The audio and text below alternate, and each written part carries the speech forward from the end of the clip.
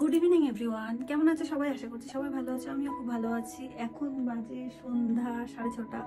আজকে চলো তোমাদের সাথে শেয়ার করা যাক জাপানের একটা ট্রেডিশনাল ফুড, ভীষণ স্পেশাল, নাবে। প্রথমেই তো বললাম নাবে হলো জাপানের ট্রেডিশনাল ফুড। এটা জাপানিজরা শীতকালে বিশেষ করে খেয়ে থাকে। জাপান হলো একটা শীত প্রধান দেশ। এখানে বছরে 8 মাসের মতোই প্রায় ঠান্ডা থাকে। আর আমরা যেখানে থাকি সেখানে সেরকম ভাবে এখন একটা বরফ পড়ছে না, এবং বলা যায় এই বছর এখনো পর্যন্ত পড়েনি। কিন্তু অন্যান্য অনেক জায়গা রয়েছে যেখানে ভীষণ পরিমাণে বরফ পড়ছে এবং বরফের চারপাশটা ঢেকে গেছে। এসব জায়গায় জাপানিজরা এটা দৈনন্দিন জীবনে কিংবা বলা যায় সপ্তাহে 3-4 দিন প্রায় খেয়ে থাকে। এটার নাম কি?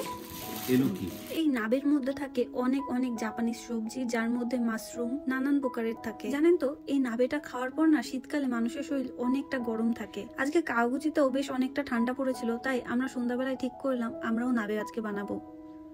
বেশ, যেমন বাবা তেমন কাজ। আমরাও সবকিছু বাজার থেকে কিনে এনে সন্ধ্যাবেলায় বসে পড়লাম নাবে বানাতে। বুনা এই এত সব সবজির নাম আমি জানি না দেখে ও এক একটা সবজি প্যাকেট থেকে বার করছে আর আমাকে বলছে এটার এটা নাম, এটার ওটা নাম। ও আমার মনে রাখার জন্য বলছিল তো ঠিকই, কিন্তু যখন বলছিল ওইটুকানি সময় তারপরে সব আমার মাথা থেকে বেরিয়ে গেছে। যত রাজ্যের উটপাটাং নাম, বুনা, শিমেজি, নেগি, নিরা, হেনা তেনা, কত কিছু। এর থেকে আমার বাংলায় দেওয়া নাম অনেক ভালো। সবকটা হলো মাশরুম অর্থাৎ ব্যাঙের চাকা। দেখতে একটু আলাদা, ধরনগুলো আলাদা। অত শত আমি পারিনি মনে রাখতে, তোমাদেরও মনে রাখতে হবে না। এইদিকে ওর 50% সবজি প্রায় কাটা কমপ্লিট, আর আমাকে এদিকে পাঠিয়ে দিয়েছিল ধুতে। আমিও ভালোভাবে ধুয়ে টুয়ে চলে গেলাম আবার ওইখানে। জানেন তো, নাবেটা যেহেতু জাপানিজদের ট্রেডিশনাল ফুড, তাই এই নাবেটা নিয়ে জাপানিজদের মধ্যে অনেক নিয়ম আছে। যেমন এই নাবে বানানোর জন্য জাপানে এক নাবে পট বলে পাওয়া যায়, সেটার উপর বানাতে লাগবে, এবং একটা ছোট বসা টেবিল থাকে, সেই টেবিলটার মাঝখানে আলাদা একটা নাবের গ্যাস বার্নার হয়, সেটার উপর এটি বানাতে লাগবে। যদিও বা এই সব নিয়ম শুধুমাত্র জাপানিজদের জন্য, আমরা বিদেশিরা এত কিছু নিয়ম একদমই মানি না। আজকে ভিডিও বানাবো দেখে সবকিছু ছিল, তাই এই সবকিছু নিয়ে নাবে বানাতে বসে গেছিলাম।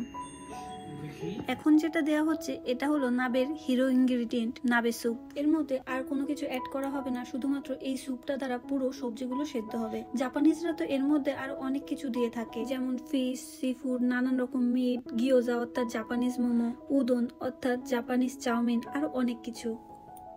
আমরা অত জাপানিজ খাবার যেহেতু খেয়ে অভ্যস্ত না, তাই আমরা আর অত শত কিছু মেশাইনি। একটু চিকেন সেদ্ধ আর গাজর খানিক সবজি দিয়ে এই নাবেটা বানিয়েছিলাম।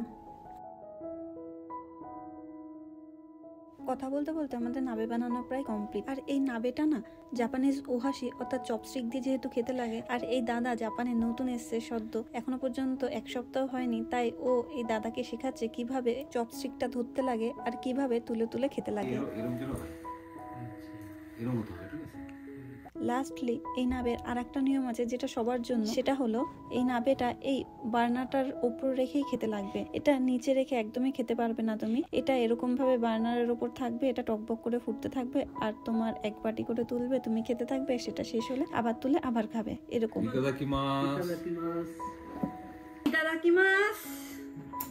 ইতাদাকিমাস কথার অর্থ হলো আমি এখন খাবারটা শুরু করলাম। যে কোনো জাপানিজ খাবার খাওয়ার আগে জাপানিজরা এই কথাটা বলে থাকে। আজ যেহেতু আমরা জাপানিজ খাবার খাচ্ছি অনেকটা জাপানিজ নিয়ম মেনে, তাই আমরাও বলে ফেললাম খাবার আগে ইতাদাকিমাস।